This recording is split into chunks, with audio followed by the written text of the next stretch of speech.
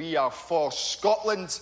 We will always put Scotland first. Stephen Flynn has been the SNP's star man in Westminster since December 2022, playing a key role in the party's UK-wide aspirations. The SNP is the party of government in Scotland and until this election was called the third biggest party in the House of Commons with 43 MPs. Its latest leader, John Swinney, promised to restart conversations about Scottish independence soon after taking the top job. But some say the party faces an uphill battle. Swinney took the helm in May following the collapse of the SNP's power-sharing deal with the Scottish Greens. That, plus an ongoing police investigation into the party's finances, have cast a shadow over the SNP in recent months. Beyond fighting for independence, the party has aims to increase investment in green energy, affordable housing and the NHS. The SNP says it will target Tory-held seats in Scotland, but with the Conservatives, Labour and the Lib Dems targeting SNP seats, will the party be able to maintain their dominance in Westminster seats north of the border? Stephen Flynn, SNP Westminster leader, is with me. Welcome. Why don't you kick us off with that 1 minute pitch to voters? Yes, well, the good news is that this Tory government is coming to an end, and thanks to Rishi Sunak, that date is coming sooner than many people had predicted. So the choice for voters in Scotland is now very simple. Who do they trust to put Scotland's interests first at Westminster? Now, for the SNP, we're very clear about what it is that we believe in. We believe in investment in our NHS. We believe in action on the cost of living crisis. We believe in rejoining the European single market, on ensuring that we create economic growth by delivering net zero. Now, within the Palace of Westminster, those policies aren't particularly popular, and of course they're not shared by the Labour Party. But we're not here to cosy up to the Westminster status quo. We're here to deliver for the people of Scotland and to ensure that they have a say over their own future. So on the 4th of July, I would urge people to vote for what they believe in, to vote SNP, to put Scotland's interests first. And let me ask you about the issue of independence, the clues in the name of the party. Your former leader, Nicola Sturgeon, made clear that this was the next big chance for Scottish voters to have their say on that issue. She was clear this is a de facto referendum on independence. Do you still agree with that? Well, as you know, that's not the case. That's not been the party policy for a considerable period of time. What we would seek to do through this election is to win a majority of seats in Scotland and then seek to enter discussions with the UK government following that. The big question there, of course, is for likely Keir Starmer to determine whether he's going to respect the democratic will of the people of Scotland or not, or whether he's going to copy Boris Johnson, Liz Truss and Rishi Sunak. And I'll just come to that, but why has that position changed? Because the big difference I see from when Nicola Sturgeon said that to when you dropped that is a difference in the polls. You were more confident about getting a majority back then, and you're less confident now. No, I think the reason that position changed, and in fairness, it wasn't actually agreed by the party, it was Nicola's position, it wasn't the party's position.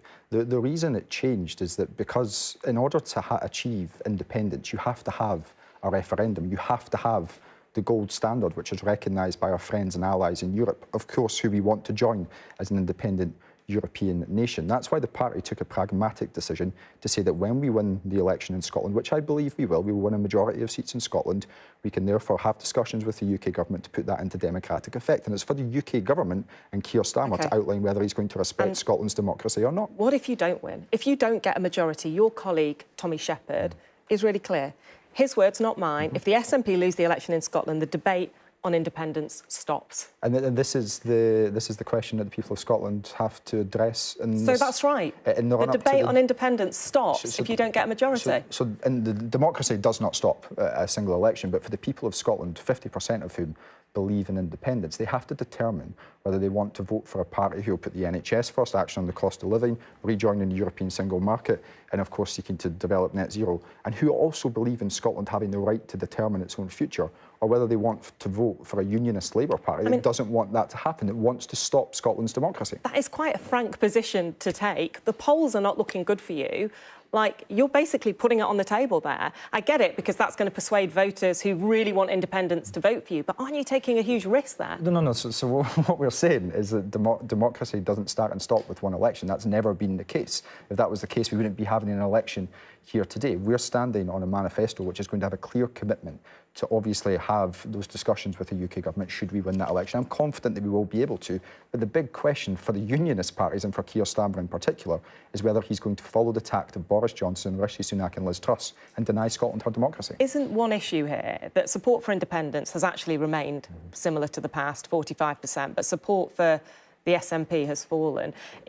People want independence as much as they did. They don't necessarily see you as the vehicle to get them there. I think what the people of Scotland want right now is to get rid of the Tories. The people of Scotland haven't voted Conservative since 1955 and they want to make sure there's not a Conservative government. But this election is, of course, about much more than that, because change has to look like something. We're clear about what change looks like to us. Investment in the NHS, action on the cost of living crisis, making sure that we rejoin the European single market and, of course, delivering on net zero. The Labour Party do not agree with those things. We can hold their feet to the fire on those things. Let me come back on those, but I would like to just ask you a few quick-fire questions. Let's see if you're quicker than Davey. I'll try my best. Would there be a hard border between England and an independent Scotland? No.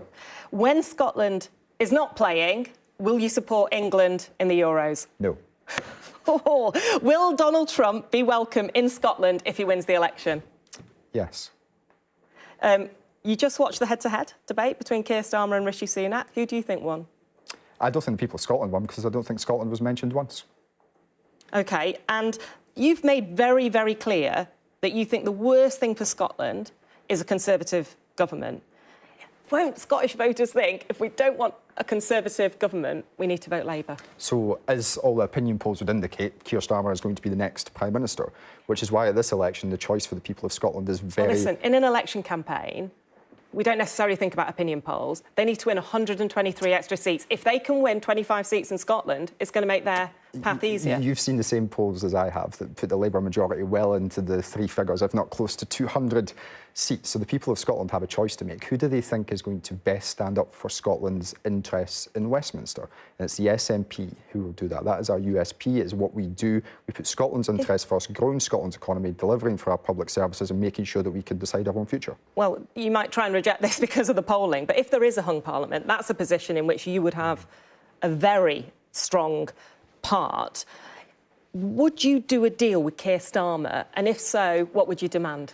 I think it's pretty obvious what a Scottish nationalist would demand. So Labour Party wouldn't give you that. Is there something else that you would agree to do a deal over? So what I've outlined there is quite clear. Now, I have in recent days proposed a bill to prevent any privatisation of the NHS. The Labour Party were outraged at the very concept. If they wanted to back that, that would be most welcome. We would also want to see a rejection of the £18 billion worth of public sector cuts that are coming down the line so that Scotland's public services can be funded properly. We want to see rejoining of the European single market. We want those discussions to happen. It's good for business. We want to see increased migration. Your deficit would require cutting if you were going to do that. We want to see... That would be austerity, wouldn't it? We want increased migration into Scotland because that's one of the ways you grow the economy but just in stark contrast to the rest of... on the single market. I'm afraid that you asked me what I would demand. I'm telling you what I would demand from a Keir Starmer government, which is progressive politics that align with the values of the people of Scotland. And of course, within that, we would want the powers to hold a referendum because it is wrong that a Westminster Parliament gets to determine our future, not the Scottish people. That is a list of policies that you wouldn't get in that situation, I think. And one of them you talked about was rejoining the single market.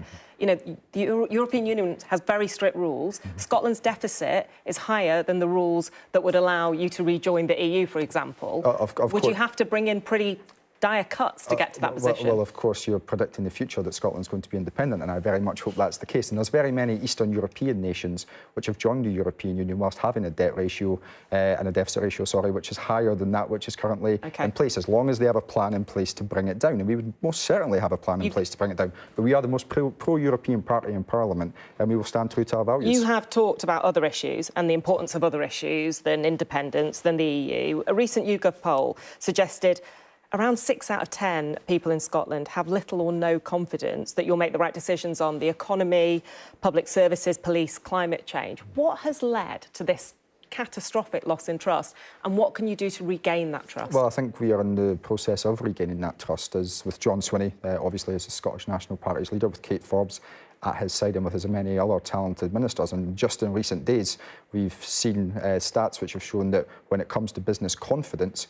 Scotland is the highest right across these aisles, and that's on John Swinney's watch. And that's the tone which is going to follow in Scotland for very many months to come, because John Swinney is a serious politician. Do you accept that there has times. been a catastrophic loss in trust? I believe that the SNP has had significant challenges, and I accept those challenges, and nobody would deny that. We're in the process of rebuilding that trust with the Scottish people, and that starts with this general election where we can put their values first at Westminster. Just one thing that really has damaged trust is the fact that you're going to have to hand back £450 million of EU money that you failed to spend on key economic and anti-poverty projects. I mean, would you apologise to voters for that? So as you know, the story which that refers to is money which, of course, runs until 2025. And what someone has done, purposely done, is take a snapshot of a moment in time. And as John Swinney outlined just the other day, he anticipates that that money will be spent. These are projects which were put on hold, as I understand it, due to the COVID pandemic. Much higher percentage in Scotland than in Wales, England or Northern Ireland. But as the First Minister outlined, he anticipates that all of that money will be spent by 2025. Now, I'm not entirely sure why we're in the business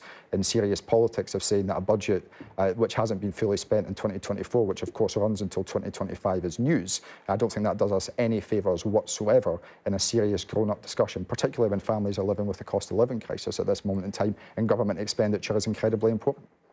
Well, I think that people feel upset about how and if that money will be spent. Yeah, but the explanation which has been provided by the Scottish Government is very clear. This budget runs until 2025. What's happened is someone has purposely taken a snapshot of 2024. And obviously when we get to 2025, the First Minister has been very clear that he expects that money to be out the door. And just finally, let me ask you about that football decision. You didn't hesitate there. Why do you really not want to support England in other games? I'm a member of the Tartan Army. It's my hobby to go and watch Scotland play. We're rivals. I want to see Scotland do as well as we can in the Euros. Apparently, England and Scotland wouldn't even meet till the final. Well, England are not going to make it that far, so we'll just have to go there ourselves. I look forward to that Scottish final without England. Stephen Flynn, thank you so much.